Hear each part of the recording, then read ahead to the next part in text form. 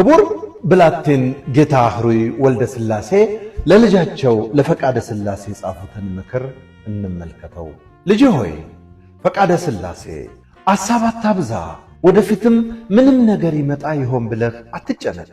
ምንም ሐሳብና ጭንቀት ብታበዛ የሚሆን ነገር ሳይሆን አይቀርም። ወደፊትም እሾማለሁ እሸለማለሁ ብለህ በሐሳብህ ደስ አይበልህ። ለሰውም አትናገር። ምናልባት ከተናገርክ በኋላ ሳታገኘው የቀረህ እንደሆነ ታላቅ እፍረት ይሆንብሃልና። ወደፊት የሚያናድድ ሥራ አትስራ። በገዛ እጅህ በሠራኸውና ባለፈው ሥራ አትናደድ። ልጅ ሆይ ጌታ ለመሆን ትፈልግ እንደሆነ ጌትነት ማለት ያለ ሐሳብና ያለ ጭንቀት መኖር ነው። ሐሳብህም ሁሉ ከሞትህ በኋላ ወዲያኛው ዓለም ስለሚሆነው ስለ ነፍስህ ነገር ይሁን እንጂ በዚህ ዓለም በሥጋህ ስለሚሆነው ነገር እጅግ አትጨነቅ። ልጅ ሆይ አንተ አስቀድመህ በሰው ላይ አትነሳ። ሰው በአንተ ላይ ቢነሳብህ ግን እንዳትሸነፍ ጠንክረህ መክት፣ እምነትህንም በእግዚአብሔር ላይ አድርግ። ልጅ ሆይ ሰው ሳይኖር ብቻህን ከሴት ጋር አትነጋገር። ባሏ አለመኖሩን በደጅ ጠይቀህ ከደጅ ተመለስ እንጂ ወደ ቤት አትግባ።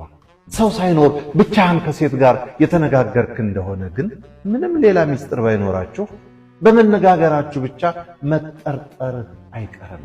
ልጅ ሆይ እስቲ ያለፉትን ሰዎች ሁሉ አስባቸው። እነዚያ ሁሉ ጀግኖች ሁሉም መሬት ሆነዋል። እነዚያ ሁሉ ዓለመኞች፣ እነዚያ ሁሉ ቀልደኞችና ፌዘኞች፣ እነዚያ ሁሉ ግፈኞች፣ እነዚያ ሁሉ በድሃ ላይ የሚስቁና የሚሳለቁ ሁሉም መሬት ሆነዋል። እነዚያ ሁሉ ድሆች ሲበደሉ፣ ሲያዝኑ፣ ሲያለቅሱ፣ ከአንዱ ሀገር ወደ ሌላው ሀገር ሲሰደዱ፣ ሲራቡ፣ ሲጠሙ፣ ሲታረዙ የነበሩ መሬት ሆነዋል። ስንት ሰዎች የነበሩ ይመስልሃል? የድሃ እንባ ሲፈስ የወንዝ ውሃ የሚፈስ የሚመስላቸው ስንት ሰዎች ነበሩ? ድሃ ሲጮህ ውሻ የሚመስላቸው ስንት ሰዎች ነበሩ? ድሃ ታስሮ ወይም በሌላ ጭንቅ ነገር ተይዞ ሲሞት የወፍ ግልገል የሚሞት የሚመስላቸው ስንት ሰዎች ነበሩ? ጉልበት ካለን ብለው በደካሞች ላይ ያሰቡትን ሁሉ የሚሰሩ ስንት ሰዎች ነበሩ? ሰውን ለማጥፋት እጅግ የሚጥሩ ሰውን ካላጠፉ እንቅልፍ የሚወስዳቸው ስንት ሰዎች ነበሩ? ነገር ግን ከዚህ ቀድሞ የነበሩት ሁሉም መሬት ሆነዋል። ከመሬት የተገኘ ሁሉ መሬት ስለሆነ ወደ መሬትም የማይመለስ ስለሌለ እኛም ነገ እንደዚያው እንሆናለን። ስለዚህ በማናቸውም ምክንያት ቢሆን የሰው ደስታውና አዘኑ እጅግ አጭር መሆኑን በጣም እወቀው።